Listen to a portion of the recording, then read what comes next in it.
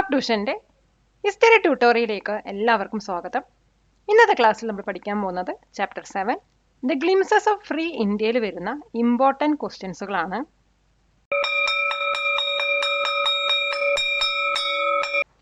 Question: explain the integration of princely states into the Indian union. Princely സ്റ്റേറ്റ്സിൻ്റെ Indian യൂണിയനിലേക്കുള്ള ഇൻ്റഗ്രേഷനെ കുറിച്ചിട്ട് explain ചെയ്യുക. ഇപ്പം ഇൻഡിപെൻഡൻസ് സമയത്ത് 500ഓളം പ്രിൻസ്ലി സ്റ്റേറ്റ്സിന് ഇന്ത്യയിലോ പാകിസ്ഥാനിലോ അല്ലെങ്കിൽ അവർക്ക് സ്വതന്ത്രമായി നിൽക്കാനുള്ള ചോയ്സ് കൊടുത്തിട്ടുണ്ടായിരുന്നു. അപ്പോൾ ഈ ഒരു ഇൻ്റഗ്രേഷൻ്റെ ടാസ്ക് നൽകിയത് സർദാർ വല്ലഭായ് പട്ടേലിനും വി.പി. മേനോനും ആയിരുന്നു. അപ്പോൾ കുറേ സ്റ്റേറ്റ്സ് വന്നിട്ട് ഇൻസ്ട്രുമെൻ്റ് ഓഫ് അസഷൻ എന്ന എഗ്രിമെൻറ്റിലൂടെ ഇന്ത്യയിലോട്ട് ജോയിൻ ചെയ്തു. അതേസമയം ചില സ്റ്റേറ്റ്സ്, അതായത് ജുനാഗത്ത്, ഹൈദരാബാദ്, കാശ്മീർ പോലെയുള്ള ചില സ്റ്റേറ്റ്സ് വന്നിട്ട് മിലിറ്ററി ആക്ഷനിലൂടെയാണ് ഇൻ്റഗ്രേറ്റ് ചെയ്തത്. ഈ ഒരു ഡിഫിക്കൽട്ട് ടാസ്ക്, അതായത് ഇൻ്റഗ്രേഷൻ എന്ന് പറയുന്ന ഒരു ഡിഫിക്കൽട്ട് ടാസ്ക് ഇന്ത്യയുടെ പൊളിറ്റിക്കൽ മാപ്പ് യൂണിഫൈ ചെയ്യുന്നതിൽ സക്സസ്ഫുള്ളായിട്ട് നടന്നു. പിന്നെ ആൻസർ നമുക്ക് എങ്ങനെ എഴുതാൻ നോക്കാം.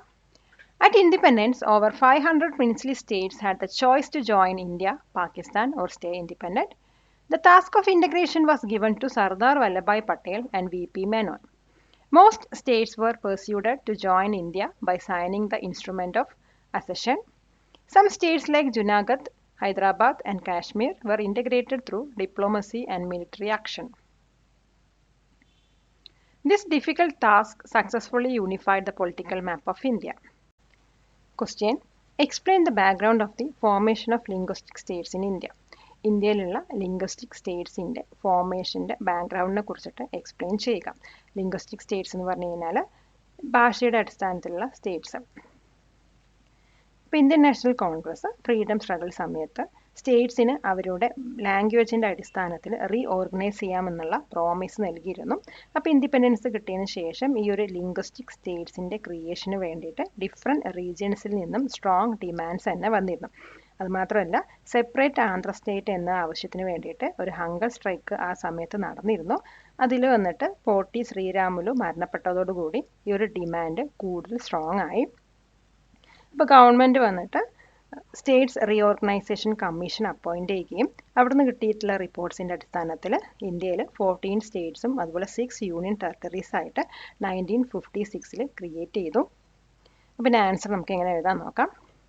The Indian National Congress had promised during the freedom struggle that states would be reorganized on the basis of language. After independence, there were strong demands from different regions for the creation of linguistic states. The death of Poti Sriramulu after a hunger strike for a separate Andhra state intensified these demands. The government then appointed the States Reorganization Commission, and based on its report, 14 states and 6 union territories were created in 1956. Question: what are the main features of India's foreign policy? ഇന്ത്യയുടെ foreign പോളിസിൻ്റെ main features എന്തൊക്കെയാണ്? അപ്പോൾ ഇന്ത്യയുടെ foreign policy shape ചെയ്തത് ജവഹർലാൽ നെഹ്റു ആണ്. അപ്പോൾ ഇതിൻ്റെ main features എന്ന് പറയുന്നത് നോൺ അലൈൻമെൻറ്റ് പോളിസി ഫോളോ ചെയ്യുക എന്നാണ്. അതായത് യാതൊരു മേജറായിട്ടുള്ള പവർ ബ്ലോക്കിലും ജോയിൻ ചെയ്യില്ല എന്നതാണ്. രണ്ടാമത് വന്നിട്ട് കൊളോണിയലിസം അതുപോലെ തന്നെ അപ്പാർത്തൈഡിന് അഗെയിൻസ്റ്റ് ആയിട്ട് നിൽക്കുക എന്നതും. പിന്നെ വരുന്നത് വേൾഡ് പീസും അതുപോലെ തന്നെ പീസ്ഫുൾ കോ എക്സിസ്റ്റൻസ് പ്രൊമോട്ട് ചെയ്യുക എന്നതാണ്. പിന്നെ ലാസ്റ്റ് വരുന്ന മെയിൻ ഫീച്ചർ എന്ന് പറയുന്നത് മ്യൂച്വൽ റെസ്പെക്റ്റിൻ്റെയും അതുപോലെ തന്നെ നോൺ ഇൻ്റർഫിയറൻസിൻ്റെയും പഞ്ചശീൽ പ്രിൻസിപ്പിൾസ് ഫോളോ ചെയ്യുക എന്നാണ്. പിന്നെ ആൻസർ നമുക്ക് എങ്ങനെ എഴുതാൻ നോക്കാം. The main features of India's foreign policy shaped by Jawaharlal Nehru are following a policy of non-alignment, which means not joining any major power bloc, standing against colonialism and apartheid, that is racial discrimination, promoting world peace and peaceful coexistence, following the Panchasheel principles of mutual respect and non-interference. Question: what were the major challenges faced by independent India? Independent India face ചെയ്തിട്ടുള്ള major challenges എന്തൊക്കെയാണ്? ഇപ്പോൾ independent India കുറേ challenges face ചെയ്യേണ്ടി വന്നു. Partition കഴിഞ്ഞ സമയത്ത് പാകിസ്ഥാനിൽ നിന്നിട്ടുള്ള കുറേ റെഫ്യൂജീസിൻ്റെ റീഹെബിലിറ്റേഷനാണ് അതിൽ ഫേസ് ചെയ്ത ആദ്യത്തെ ചാലഞ്ച്. പിന്നെ വന്നിട്ട് 500ഓളം പ്രിൻസ്ലി സ്റ്റേറ്റ്സ് ഇന്ത്യൻ യൂണിയനിലോട്ട് ഇൻ്റഗ്രേറ്റ് ചെയ്തതായിരുന്നു. പിന്നെ സ്ട്രോങ് ആയിട്ടുള്ള എക്കണോമി ബിൽഡ് ചെയ്യുക, അതുപോലെ തന്നെ പോവേർട്ടിയും ഫുഡ് സ്കാർസിറ്റിയൊക്കെ ഓവർകം ചെയ്യുക. ഈ ഒരു ചാലഞ്ചും അവർ ഫേസ് ചെയ്യേണ്ടി വന്നു. പിന്നെ വന്നിട്ട് ലിംഗ്വിസ്റ്റിക് ബേസിസിൽ സ്റ്റേറ്റ്സിനെ റീഓർഗനൈസ് ചെയ്യുക, അതും ഒരു ചാലഞ്ചായിരുന്നു. പിന്നെ ആൻസർ നമുക്ക് എങ്ങനെ എഴുതാൻ നോക്കാം. Independent India faced several major challenges. The rehabilitation of millions of refugees who came from Pakistan after the partition. The integration of more than 500 princely states into the Indian Union. Building a strong economy and overcoming poverty and food scarcity. The reorganization of states on a linguistic basis. Question. The achievements in the field of science and technology have been helpful in the progress of the country. Substantiate. സയൻസിൻ്റെയും ടെക്നോളജിയുടെയും ഫീൽഡിലുള്ള achievements കൺട്രിയുടെ പ്രോഗ്രസ്സിന് വളരെയധികം helpful ആയിരുന്നു. അപ്പോൾ ഈ ഒരു സ്റ്റേറ്റ്മെൻറ്റിനെ സബ്സ്റ്റാൻഷിയേറ്റ് ചെയ്യാനാണ് പറഞ്ഞിരിക്കുന്നത്. അപ്പോൾ സയൻസും ടെക്നോളജിയും ഇന്ത്യയുടെ പ്രോഗ്രസ്സിൽ വളരെയധികം ക്രൂഷ്യൽ റോൾ തന്നെ പ്ലേ ചെയ്തിട്ടുണ്ട്. ഇപ്പോൾ ഗ്രീൻ റവല്യൂഷൻ എടുക്കുകയാണെങ്കിൽ ഇതിനകത്ത് മോഡേൺ അഗ്രികൾച്ചറൽ ടെക്നോളജിയാണ് യൂസ് ചെയ്തിട്ടുണ്ടായിരുന്നത്. ഇത് ഇന്ത്യയെ വന്നിട്ട് ഫുഡിൽ സെൽഫ് സഫിഷ്യൻ്റ് ആക്കി മാറ്റി. പിന്നെ വരുന്നത് ISRO ലെഡ് ചെയ്ത ഇന്ത്യ സ്പേസ് പ്രോഗ്രാമുകളാണ്. അപ്പോൾ ഇവിടെ കമ്മ്യൂണിക്കേഷന് വേണ്ടിയിട്ടും വെതർ ഫോർകാസ്റ്റിനും വേണ്ടിയിട്ടും അതുപോലെ തന്നെ എഡ്യൂക്കേഷൻ പർപ്പസിനും വേണ്ടിയിട്ട് സാറ്റലൈറ്റ്സ് ഒക്കെ ലോഞ്ച് ചെയ്തു. പിന്നെ അറ്റോമിക് എനർജിയിൽ ഉണ്ടായിരുന്ന പ്രോഗ്രസ് ആണ് ഇത് പവർ ജനറേഷനും ഡിഫെൻസിനും വേണ്ടിയിട്ട് വളരെയധികം ഹെൽപ്പ് ചെയ്തിട്ടുണ്ടായിരുന്നു. പിന്നെ വേൾഡ് ക്ലാസ് ഇൻസ്റ്റിറ്റ്യൂട്ട്സിൻ്റെ എസ്റ്റാബ്ലിഷ്മെൻറ്റ് വന്നിട്ട് നല്ല സ്കിൽഡ് ആയിട്ട് പ്രൊഫഷണൽസിനെയാണ് പ്രൊഡ്യൂസ് ചെയ്തത്. അപ്പോൾ ഇതിൻ്റെ ആൻസർ നമുക്ക് എങ്ങനെ എഴുതാൻ നോക്കാം. Science and technology have played a crucial role in India's progress. The Green Revolution, which used modern agricultural technology, made India self-sufficient in food. India's space program, led by ISRO, has launched satellites for communication, weather forecasting, and education. Progress in atomic energy has helped in power generation and defense. Establishment of world-class institutes like IITs and AIIMS has produced skilled professionals who contribute to the nation's growth. കൊടുക്കും തോറും ഏറിടും വിദ്യ തന്നെ മഹാധനം. ഈ video ഉപകാരപ്പെട്ടുവെങ്കിൽ share ചെയ്യൂ, like ചെയ്യൂ. Question. List the achievements of Kerala in the fields of education and public health. എഡ്യൂക്കേഷനിലും public health ഫീൽഡ്സിലും കേരളത്തിൻ്റെ achievements list ചെയ്യുക. ഇപ്പോൾ എഡ്യൂക്കേഷൻ എടുക്കുകയാണെങ്കിൽ Keralam universal primary education achieve ചെയ്തിരുന്നു. അതുകൊണ്ട് തന്നെ ഇന്ത്യയിലത്തെ ഫസ്റ്റ് ഫുള്ളി ലിറ്ററേറ്റ് സ്റ്റേറ്റ് ആയിട്ട് കേരളം മാറി. ഇപ്പോൾ കേരളത്തിൽ നോക്കിക്കഴിഞ്ഞാൽ നമുക്ക് കുറേ സ്കൂൾ നെറ്റ്വർക്ക്സും അതുപോലെ തന്നെ ഹയർ എഡ്യൂക്കേഷൻ ഇൻസ്റ്റിറ്റ്യൂഷൻസ് ഒക്കെ കാണാൻ കഴിയും. ഇനി പബ്ലിക് ഹെൽത്ത് എടുക്കുകയാണെങ്കിൽ മറ്റു ഡെവലപ്ഡ് കൺട്രീസിനെ കമ്പയറബിൾ ആയിട്ട് ഹെൽത്ത് ഇൻഡിക്കേറ്റേഴ്സ് കേരള അച്ചീവ് ചെയ്തിട്ടുണ്ട്. അപ്പോൾ ഇതിനകത്ത് ഇൻക്ലൂഡ് ആവുന്നത് low infant mortality, low maternal mortality, അതുപോലെ തന്നെ ഹൈ ലൈഫ് എക്സ്പെക്റ്റൻസി ഒക്കെയാണ്. അപ്പോൾ ഇതിനെ നമ്മൾ അറിയപ്പെടുന്നത് കേരള മോഡൽ ഓഫ് ഡെവലപ്മെൻറ്റ് എന്നാണ്. പിന്നെ ആൻസർ നമുക്ക് എങ്ങനെ എഴുതാൻ നോക്കാം. In education Kerala achieved universal primary education and became India's first fully literate state. The state has a strong network of schools and higher education institutions. In public health, Kerala has achieved health indicators comparable to developed countries. These include low infant mortality, low maternal mortality, and high life expectancy. This is known as the Kerala model of development. Question. What were the immediate consequences of the partition of India? ഇന്ത്യയുടെ പാർട്ടീഷനിൽ ഉണ്ടായിട്ടുള്ള immediate consequences എന്തൊക്കെയാണ്? അപ്പോൾ India partition ചെയ്തോടുകൂടി മാസീവായിട്ടുള്ള ജനങ്ങളുടെ മൈഗ്രേഷനാണ് അവിടെ നടന്നത്. അതായത് ആയിരക്കണക്കിന് ഹിന്ദുസും സിഖ്സും പാകിസ്ഥാനിൽ നിന്നും ഇന്ത്യയിലോട്ട് മൂവ് ചെയ്തു. അതേസമയം ആയിരക്കണക്കിന് മുസ്ലിംസ് ഇന്ത്യയിൽ നിന്നും പാകിസ്ഥാനിലോട്ട് മൂവ് ചെയ്തു. അപ്പോൾ ഈ ഒരു മൈഗ്രേഷൻ്റെ ഇടയിൽ ആയിരക്കണക്കിന് ജനങ്ങളാണ് മരണപ്പെട്ടത്. അതുമാത്രമല്ല, പുതിയതായിട്ട് ഫോം ചെയ്തിട്ടുള്ള 2 കൺട്രീസിൻ്റെ ഗവൺമെൻറ്റ്സിനും ഹ്യൂജ് ആയിട്ടുള്ള റെഫ്യൂജി ക്രൈസിസ് ആണ് ക്രിയേറ്റ് ചെയ്തത്. അപ്പം ആൻസർ നമുക്ക് എങ്ങനെ എഴുതാൻ നോക്കാം. The partition led to a massive and violent migration of people. Millions of Hindus and Sikhs moved from Pakistan to India, and millions of Muslims moved from India to Pakistan. Widespread communal riots broke out, resulting in the death of hundreds of thousands of people. It created a huge refugee crisis for the newly formed governments of both countries. Question. What was the instrument of assertion? Instrument of assertion പറഞ്ഞാൽ എന്താണ്? ഇപ്പൊ instrument of assertion എന്ന് പറയുന്നത് Indian യൂണിയനിലോട്ട് join ചെയ്യാൻ വേണ്ടി princely സ്റ്റേറ്റ്സിലുള്ള rulers sign ചെയ്യുന്ന ഒരു legal document ആണ്. ഇത് സൈൻ ചെയ്യുന്നതോട് കൂടി അവർ എന്താ അഗ്രി ചെയ്യുന്നു വെച്ചാൽ ഇന്ത്യൻ യൂണിയനിലോട്ട് അല്ലെങ്കിൽ ഇന്ത്യയിലോട്ട് 3 സബ്ജക്ട്സ് ആയിട്ടുള്ള ഡിഫൻസ്, ഫോറിൻ അഫയേഴ്സ്, അതുപോലെ കമ്മ്യൂണിക്കേഷൻസ് ചേർക്കാം എന്നാണ് അഗ്രി ചെയ്യുന്നത്. അപ്പൊ ഇത് പൊളിറ്റിക്കൽ ഇന്റഗ്രേഷൻ ഓഫ് ഇന്ത്യയുടെ മെയിൻ ടൂളായിട്ടായിരുന്നു യൂസ് ചെയ്തിട്ടുണ്ടായിരുന്നത്. അപ്പൊ ഇതിന്റെ ആൻസർ നമുക്ക് തന്നെ എഴുതാൻ നോക്കാം. The instrument of accession was a legal document. It was signed by the rulers of the princely states to join the dominion of India. By signing it, the ruler agreed to accede to India on 3 subjects: defense, foreign affairs, and communications. This was the main tool used for the political integration of India. Question: What was the issue with the French and Portuguese colonies after 1947? 1947 ശേഷം ഫ്രഞ്ചും Portuguese കോളനീസും ആയിട്ടുള്ള issues എന്തായിരുന്നു? അപ്പൊ ഇന്ത്യക്ക് ബ്രിട്ടീഷുകാരിൽ നിന്നും independence കിട്ടിയെങ്കിലും ചില territories വന്നിട്ട് ഫ്രാൻസും പോർച്ചുഗൽസുകാരും ഭരിച്ചുകൊണ്ടിരുന്നുണ്ടായിരുന്നു. അപ്പൊ പോണ്ടിച്ചേരിയും മറ്റ് ഏരിയാസ് ആണ് ഫ്രഞ്ച് റൂളിന്റെ അണ്ടറിലുണ്ടായിരുന്നത്. അതേസമയം ഗോവയും ഡാമൻഡ്യൂ ആയിരുന്നു പോർച്ചുഗീസിന്റെ അണ്ടറിൽ വന്നത്. അപ്പൊ 1954 ഫ്രാൻസുകാർ വന്നിട്ട് ഇന്ത്യയിലുള്ള ടെറിട്ടറീസിനെ പീസ്ഫുൾ ആയിട്ട് ഹാൻഡ് ഓവർ ചെയ്തു. പക്ഷെ പോർച്ചുഗീൽ അവർ റെഫ്യൂസ് ചെയ്തു. അപ്പൊ ഇന്ത്യക്ക് മിലിറ്ററി ഫോഴ്സ് യൂസ് ചെയ്തിട്ട് ഗോവയും അതുപോലെ ഡാമൻഡ്യൂയും 1961 കൈയടക്കേണ്ടി വന്നു. അപ്പൊ ഇതിന്റെ ആൻസർ നമുക്ക് എങ്ങനെ എഴുതാൻ നോക്കാം. Even after India became independent from the British, some territories were still ruled by France and Portugal. Pondicherry and other areas were under French rule, while Goa, Damandiu were under Portuguese rule. France peacefully handed over its territories to India in 1954. Portugal refused and India had to use military force to liberate Goa, Damandiu in 1961.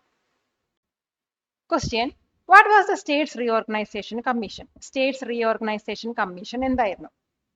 ഇപ്പൊ state reorganisation commission വന്നിട്ട് government of India 1953 appoint ചെയ്തതായിരുന്നു. ഇതിന്റെ head എന്ന് പറയുന്നത് justice Fasal Ali ആയിരുന്നു.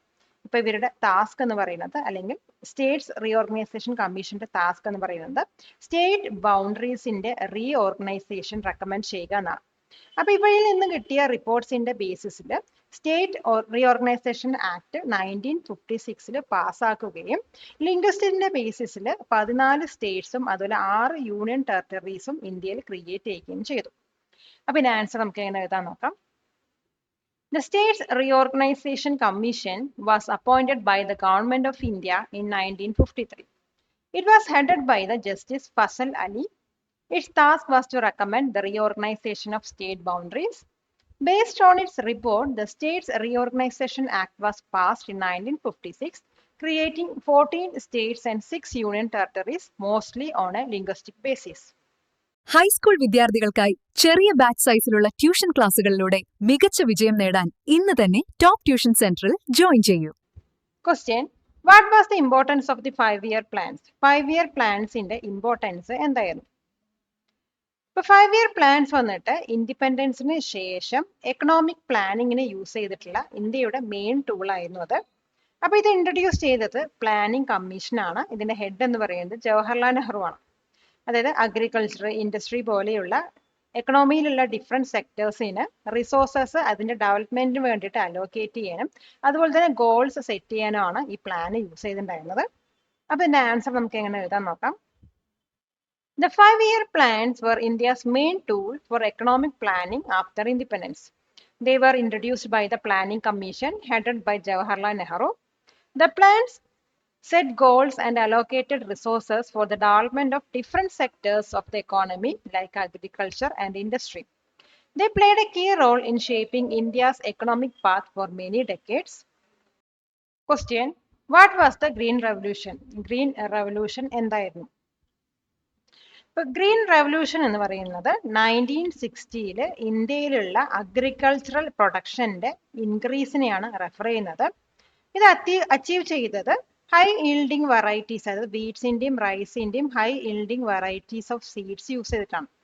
അത് മാത്രമല്ല chemical fertilisers, pesticides, അതുപോലെ മോഡേൺ ഇറിഗേഷൻ ഫെസിലിറ്റീസും ഇതിനകത്ത് യൂസ് ചെയ്തിട്ടുണ്ടായിരുന്നു. ഇത് വന്നിട്ട് ഇന്ത്യയെ ഫുഡ് ഗ്രെയിൻസിൽ സെൽഫ് സഫിഷ്യന്റ് ആക്കി മാറ്റുകയാണ് ചെയ്തത്. പിന്നെ ആൻസർ നമുക്ക് ഇങ്ങനെ എഴുതാൻ നോക്കാം. The Green Revolution refers to the dramatic increase in agricultural production in India in the 1960s. This was achieved through the use of high-yielding varieties, that's HYV, of seeds for wheat and rice. It also involved the increased use of chemical fertilizers, pesticides, and modern irrigation facilities. It made India self-sufficient in food grains. Question: what are the Panchashil principles? Panchashil principles ഏതൊക്കെയാണ്? Peaceful കോ എക്സിസ്റ്റൻസിന് വേണ്ടിയിട്ടുള്ള 5 principles ആണ് Panchsheel principles. അപ്പൊ ഇത് വന്നിട്ട് formally state ചെയ്തത് 1954 ഇന്ത്യയും ചൈനയും തമ്മിലുള്ള എഗ്രിമെന്റിലായിരുന്നു. ഈ ഒരു പ്രിൻസിപ്പിൾസിൽ ഇൻക്ലൂഡ് ചെയ്തത് എന്താണെന്ന് വെച്ചാൽ സോവറിനിറ്റിന്റെ മ്യൂച്വൽ റെസ്പെക്റ്റും അവരെ non aggression, non interference, equality, peaceful co existence എന്നിവയൊക്കെയാണ്. അതിന്റെ ആൻസർ നമുക്ക് എങ്ങനെ എഴുതാം നോക്കാം. The Panchashil principles are 5 principles of peaceful coexistence. They were first formally stated in an agreement between India and China in 1954. The principles include mutual respect for sovereignty, non-aggression, non-interference, equality, and peaceful coexistence. They form a cornerstone for India's foreign policies. Question: what were the key features of land reforms in Kerala? കേരളത്തിലുള്ള land റിഫോംസിന്റെ key features എന്തൊക്കെയാണ്? ഇപ്പൊ കേരളത്തിലുള്ള land റിഫോംസിന്റെ main aim എന്താന്ന് വെച്ചാൽ old feudal system end ചെയ്യുക എന്നാണ്. അപ്പൊ ഇതിന്റെ മെയിൻ ഫീച്ചർ ആയിട്ട് പറയുന്നത് ജന്മി സിസ്റ്റം അല്ലെങ്കിൽ ലാൻഡ് ലോഡ് സിസ്റ്റം അബോളിഷ് ചെയ്യുക എന്നാണ്. അപ്പൊ ഇതിനകത്ത് ലാൻഡ് കൾട്ടിവേറ്റ് ചെയ്യുന്ന ആക്ച്വൽ ആയിട്ടുള്ള ടെനൻസിനായിരിക്കും ഓണർഷിപ്പ് റൈറ്റ്സ് നൽകുക. അത് മാത്രമല്ല ഒരു ഫാമിലിക്ക് കൈവശം വെക്കാവുന്ന ലാൻഡ് എമൗണ്ടിൽ ലിമിറ്റേഷൻ വരുത്തുകയും ചെയ്തു. അപ്പൊ ഇതിന്റെ ആൻസർ നമുക്ക് എങ്ങനെ എഴുതാൻ നോക്കാം. The land reforms in Kerala aimed to end the old feudal system. The main feature was the abolition of the Janmi or landlord system. It gave ownership rights to the tenants who actually cultivated the land. It also put a ceiling or limit on the amount of land that one family could own. Question: what is the Kerala model of development? Kerala model of development പറഞ്ഞാൽ എന്താണ്? ഇപ്പൊ Kerala model കൊണ്ട് refer ചെയ്യുന്നത് എന്താണെന്ന് വെച്ചാൽ കേരള സ്റ്റേറ്റിൽ follow ചെയ്യുന്ന unique ആയിട്ടുള്ള ഡെവലപ്മെന്റ് പാത്താണ്. കേരളത്തിൽ ലോ പെർ ക്യാപിറ്റ ഇൻകം നിലനിൽക്കവേ കേരളം സോഷ്യൽ ഡെവലപ്മെന്റിൽ ഹൈ ലെവൽസ് അച്ചീവ് ചെയ്തിരുന്നു. അപ്പൊ ഇതിനകത്ത് ഇൻക്ലൂഡ് ചെയ്യുന്നത് ഹൈ ലിറ്ററസി റേറ്റ്, അതുപോലെ good public health system, high life expectancy എന്നിവയൊക്കെയാണ്. അപ്പൊ ഈ ഒരു അച്ചീവ്മെന്റ്സ് മറ്റു ഡെവലപ്ഡ് കൺട്രീസുമായിട്ട് കമ്പയറബിൾ ആണ്.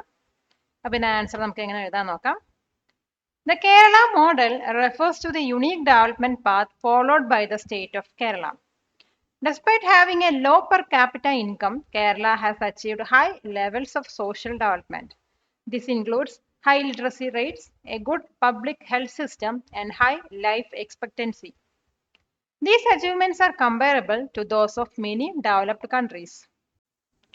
Question: what was the difference between the first and second 5-year plan? ഫസ്റ്റും അതുപോലെ സെക്കൻഡ് 5-year പ്ലാൻസും തമ്മിലുള്ള ഡിഫറൻസ് എന്താണ്? ഫസ്റ്റ് 5-year പ്ലാൻ വന്നിട്ട് 1951 മുതൽ 1956 വരെ ആയിരുന്നു. ഇത് വന്നിട്ട് അഗ്രികൾച്ചർ സെക്ടറിന്റെ ഡെവലപ്മെന്റിനാണ് കൂടുതൽ പ്രയോറിറ്റി നൽകിയത്. ഇത് മെയിനായിട്ട് ഫോക്കസ് ചെയ്തത് ലാർജ് ഇറിഗേഷനിലൂടെ ഫുഡ് പ്രൊഡക്ഷന്റെ ഇൻക്രീസിങ്ങും അതുപോലെ തന്നെ ബക്രാനങ്കൽ ഡാം പോലെയുള്ള പവർ പ്രൊജക്ട്സിലൊക്കെ ആയിരുന്നു ഫോക്കസ് ചെയ്തത്. സെക്കൻഡ് 5-year പ്ലാൻ എന്ന് പറയുന്നത് 1956 മുതൽ 61 വരെ ആയിരുന്നു. അപ്പൊ ഇതിനകത്ത് മെയിൻ ആയിട്ട് ഫോക്കസ് ചെയ്തത് ഇൻഡസ്ട്രിയലൈസേഷന്റെ റാപ്പിഡ് ഗ്രോത്ത് ആണ്. പിന്നെ ഇതിനകത്ത് സ്റ്റീൽ പോലെയുള്ള ഹെവി ഇൻഡസ്ട്രീസിന്റെ ഡെവലപ്മെന്റും അതുപോലെ തന്നെ പബ്ലിക് സെക്ടേഴ്സിന്റെ എന്റർപ്രൈസസിനൊക്കെയാണ് കൂടുതൽ എംഫസൈസ് ചെയ്തിട്ടുണ്ടായിരുന്നത്. അപ്പൊ ഇതിന്റെ ആൻസർ നമുക്ക് എങ്ങനെ എഴുതാൻ നോക്കാം. The first 5-year plan, that is from 1951 to 1956, gave top priority to the development of the agricultural sector. It focused on increasing food production through large irrigation and power projects like the Bakranangal Dam. The second 5-year plan, that is from 1956 to 61, shifted the focus to rapid industrialization. It emphasized the development of heavy industries like steel, and many public sector enterprises were set up. Subscribe to this channel for more videos like this. Question: what is ISRO and what are its major achievements? ISRO എന്താണ്, അതിന്റെ major achievements എന്തൊക്കെയാണ്? അപ്പോൾ ISROയുടെ full form എന്ന് പറയുന്നത് Indian space research organisation എന്നാണ്. 1969 ഇത് establish ചെയ്തത്. ഇത് ഇന്ത്യയുടെ നാഷണൽ സ്പേസ് ഏജൻസിയാണ്. ഇതിന്റെ മേജർ അച്ചീവ്മെന്റ്സ് എന്ന് പറയുന്നത് ആദ്യത്തെ 1975 ഇന്ത്യയുടെ ഫസ്റ്റ് സാറ്റലൈറ്റ് ആയിട്ടുള്ള ആര്യഭട്ടയുടെ ലോഞ്ചിങ് ആണ്. അതുമാത്രമല്ല മറ്റ് മിഷൻസ് ആയിട്ടുള്ള ചന്ദ്രയാൻ അതുപോലെ തന്നെ മംഗൾയാനൊക്കെ സക്സസ്ഫുൾ ആയിട്ട് ഇവർ കണ്ടക്ട് ചെയ്തിട്ടുണ്ടായിരുന്നു. പിന്നെ ആൻസർ നമുക്ക് എങ്ങനെ എഴുതാൻ നോക്കാം. ISRO stands for Indian Space Research Organization. It is India's national space agency established in 1969. Its major achievements include launching India's first satellite Aryabhatta in 1975. It has also successfully conducted missions to the moon, that is Chandrayaan, and Mars, Mangalyaan, placing India in a select group of spacefaring nations. Question: what is the non-aligned movement and who were its main architects? Non-aligned movement എന്താണ്? Non-aligned movementന്റെ main architects ആരൊക്കെയാണ്? Called വാർ സമയത്തുള്ള രണ്ട് major ആയിട്ടുള്ള power ബ്ലോക്സിൽ നിന്നും independent ആയിട്ട് നിൽക്കാൻ decide ചെയ്തിട്ടുള്ള group of countries ആണ് നോൺ അലൈൻഡ് മൂവ്മെന്റ് അല്ലെങ്കിൽ NAM എന്ന് പറയുന്നത്. അപ്പൊ ഇവിടെ മെയിൻ ആർക്കിടെക്ട്സ് അല്ലെങ്കിൽ ഫൗണ്ടേഴ്സ് എന്ന് പറയുന്നത് ഇന്ത്യയിൽ നിന്നും ജവഹർലാൽ നെഹ്റു, ഈജിപ്തിൽ നിന്നും ഗമാൽ അബ്ദൽ നാസർ, യൂഗോസ്ലാവിയയിൽ നിന്നുള്ള ജോസഫ് ബ്രോസ് ടിറ്റോ, പിന്നെ വരുന്നത് ഇന്തോനേഷ്യയിലത്തെ സുകാർണോ, അതുപോലെ തന്നെ ഗാനയിൽ നിന്നും ക്വാമെ നക്രൂമയാണ്. പിന്നെ ആൻസർ നമുക്ക് എങ്ങനെ എഴുതാൻ നോക്കാം. The non-aligned movement, that is NAM, was a group of countries that decided to stay independent of the two major power blocks during the Cold War. The main architects and founders of NAM were Jawaharlal Nehru of India, Gamal Abdel Nasser of Egypt, Josip Broz Tito of Yugoslavia, Sukarno of Indonesia, Kwame Nkrumah of Ghana. Question: what were the revolutions that took place in India's food production sector? ഇന്ത്യയുടെ food production സെക്ടറിൽ നടന്ന revolutions ഏതൊക്കെയാണ്? അപ്പൊ ഇന്ത്യയിൽ food self sufficient ആവാൻ വേണ്ടിയിട്ട് കുറെ revolutions launch ചെയ്തിരുന്നു. അതിൽ ആദ്യത്തെ റെവല്യൂഷനാണ് ഗ്രീൻ റെവല്യൂഷൻ. ഇതെന്താ ഫോക്കസ് ചെയ്തതെന്ന് വെച്ചാൽ വീറ്റ്, റൈസ് പോലെയുള്ള ഫുഡ് ഗ്രെയിൻസിന്റെ പ്രൊഡക്ഷൻ ഇൻക്രീസ് ചെയ്യുക എന്നാണ്. പിന്നെ വന്നതാണ് വൈറ്റ് റെവല്യൂഷൻ. വൈറ്റ് റെവല്യൂഷന്റെ മെയിൻ എയിം എന്ന് പറയുന്നത് മിൽക്ക് അതുപോലെ തന്നെ ഡയറി പ്രൊഡക്ട്സിന്റെ പ്രൊഡക്ഷൻ ഇൻക്രീസ് ചെയ്യാന്നാണ്. പിന്നെ വന്നത് ബ്ലൂ റെവല്യൂഷൻ ആണ്. ബ്ലൂ റെവല്യൂഷന്റെ മെയിൻ എയിം വന്നിട്ട് അക്വാ കൾച്ചറിലൂടെ ഫിഷ് പ്രൊഡക്ഷൻ ഇൻക്രീസ് ചെയ്യുക എന്നതായിരുന്നു. അപ്പൊ ഇതിന്റെ ആൻസർ നമുക്ക് എങ്ങനെ എഴുതാൻ നോക്കാം. India launched several revolutions to become self-sufficient in food. The Green Revolution focused on increasing the production of food grains like wheat and rice. The White Revolution aimed to increase the production of milk and dairy products. The Blue Revolution was aimed at increasing fish production through aquaculture.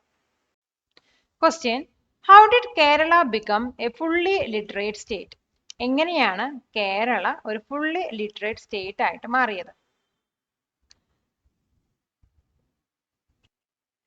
കുറെ ഫാക്ടേഴ്സിലൂടെയാണ് Keralam ലിറ്ററസിയിൽ success ആയത്. ഇപ്പൊ state വന്നിട്ട് ബിഗിനിങ്ങിൽ തന്നെ universal primary എഡ്യൂക്കേഷന് നല്ല priority നൽകിയിരുന്നു. അതുമാത്രമല്ല social reform മൂവ്മെന്റ്സും Christian missionaries ഒക്കെ education spread ചെയ്യുന്നതിൽ വളരെയധികം ഹെൽപ്പ് ചെയ്തിട്ടുണ്ടായിരുന്നു. പിന്നെ മാസീവായിട്ടുള്ള പോപ്പുലർ ലിറ്ററസി ക്യാമ്പയിൻസ് ഒക്കെ അഡൽട്സിനും ലിറ്ററേറ്റ് ആക്കാൻ വളരെയധികം ഹെൽപ്ഫുൾ ആയി. അപ്പൊ ഇതിന്റെ ആൻസർ നമുക്ക് എങ്ങനെ എഴുതാൻ നോക്കാം. Kerala's success in literacy was due to several factors. The state gave high priority to the universal primary education from the beginning. Social reform movements and Christian missionaries played a big role in spreading education.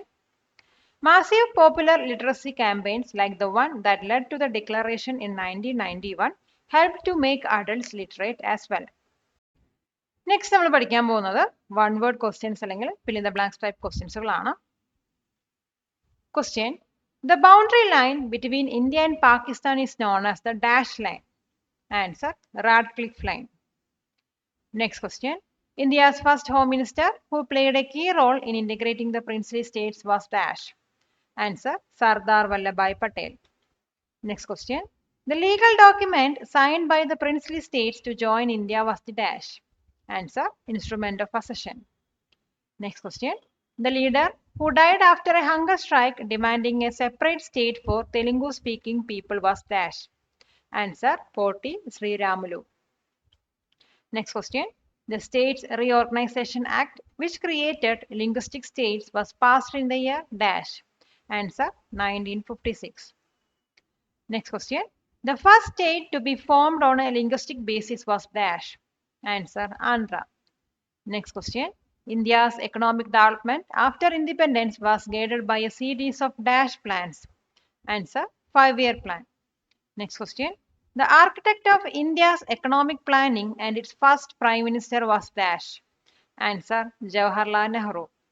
Next question. The dramatic increase in food grain production in the 1960s is known as the dash. Answer, Green Revolution. Next question. The scientist known as the father of the Green Revolution in India is dash. Answer, Dr. M.S. Swaminathan. Next question. The movement to increase milk production in India is known as the dash. Answer, White Revolution. Next question. The architect of the White Revolution in India was dash. Answer, Dr. Varghese Kurian. Next question. India's space agency established in 1969 is called dash. Answer, ISRO. Next question. India's first satellite launched in 1975 was named dash. Answer, Aryabhatta. Next question. The scientist known as the Missile Man of India is dash. Answer, Dr. APJ Abdul Kalam. Next question. India's foreign policy of not joining any power bloc is called dash. Answer, non-alignment. Next question. The 5 principles of peaceful coexistence signed between India and China are known as the dash principles. Answer, Panchashil principles. Next question. The state of Kerala was formed on November 1st dash. Answer, 1956. Next question. The first chief minister of Kerala was dash. Answer, E.M.S. Namboodiripad. Next question. The successful development path of Kerala is often referred to as the dash model. Answer, Kerala model. Palakkad നിവാസികളെ ഞങ്ങളുടെ class room ട്യൂഷനിലേക്ക് സ്വാഗതം ചെയ്യുന്നു. മറ്റൊരു വീഡിയോയുമായി വീണ്ടും കാണാം.